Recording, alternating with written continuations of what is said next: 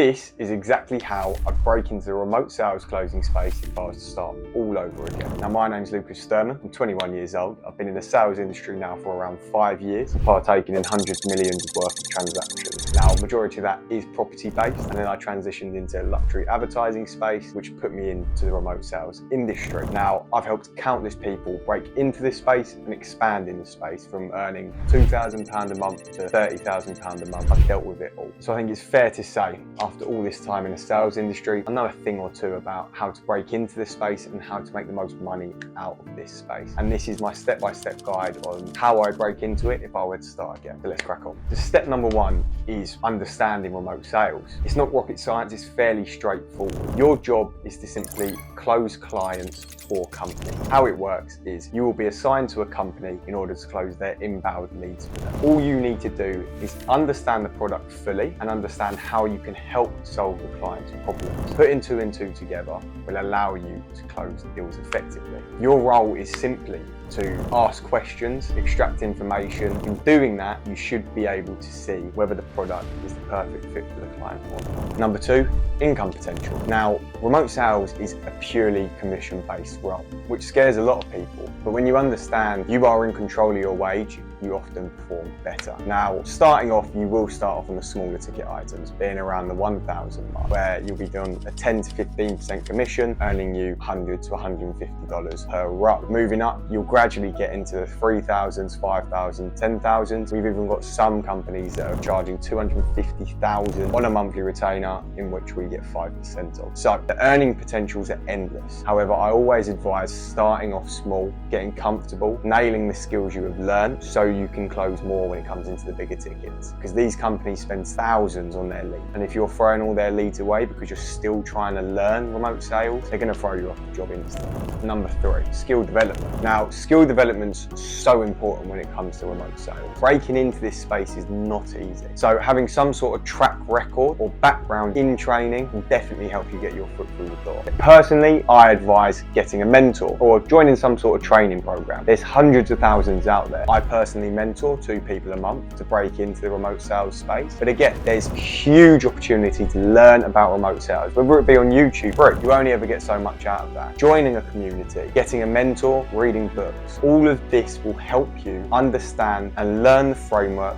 of how to close remotely. The more you learn, the more you'll earn. It's simple. Number four, identifying opportunities. Now, identifying opportunities is really important because this is what makes or breaks remote sales for most people, because it is one of the hardest parts. An easy way to go about it is to look for people who are online gurus, e-learning platforms, anyone who's got a product or service to sell that gets leads online. They are the perfect clientele to be able to jump on and offer your services to. As you're commission-based, there's no real hassle for them signing you on. So for the likes of Robbins, Iman, Ghadzhi, online personal trainers, anyone like that who sells a product or service needs closers. They're ever-growing businesses that have got ever-growing leads. So if you can help them grow a sales team at a cost that's convenient to them, it's a win-win for both of you. Number five, securing the job. Securing the job is arguably the hardest part of remote sales, because if you've got no track record, nobody will give you the time of day in order to do so. And if you have got track record, why are you currently not in a job? That's why I set up Sales Hub. Sales Hub's an agency that allows remote sales closers who are trying to break into the space or are already in the space to have opportunities falling at their feet. We take all the hassle out of having to outreach clients and having to negotiate your fees.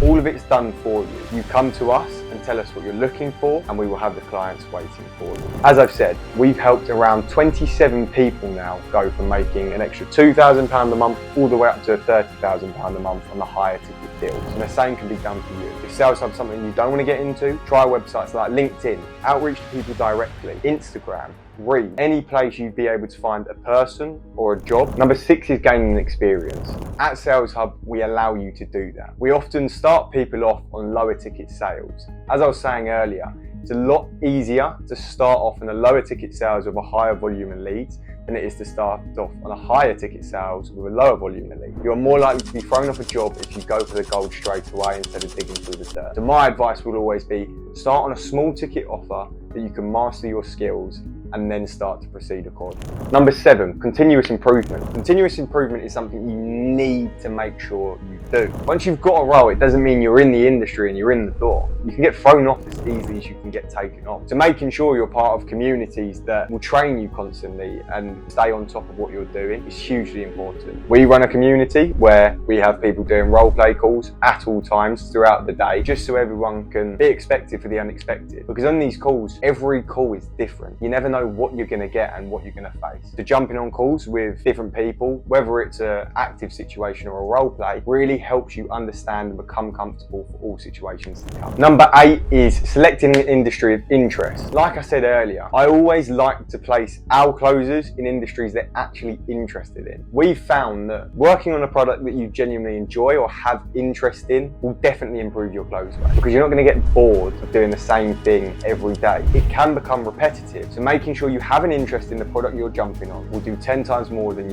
just chasing the money. All the money in the world is not going to make you happy if you hate how you're earning. So we've got some people who have the potential to do these 30,000 deals, however, are on products that are doing 5,000 purely because they enjoy what they do. They can also earn more because they've got a higher volume of leads. So don't always chase the money, chase what's of interest to you and it will pay you back. And number 9, the final step, just take action. It's that simple. If you follow the step-by-step guide I've given you today, you will be able to break the remote sales space. Whether you come through me directly, come through my company, or do it elsewhere, do it off your own back, just make sure you start. Start by learning, start by understanding. Give yourself the opportunity to make this work for you. That's my exact step-by-step on how I'd re-break into the industry starting again. If you just follow the steps I've given you, you will be able to break the space. Remember, I'm talking from experience, so I know what it takes to be able to get into it. You've got the formula, just take the next steps. If you are interested and you want to message me directly, feel free. My Instagram's in the bio, drop me a message whenever. Accordingly,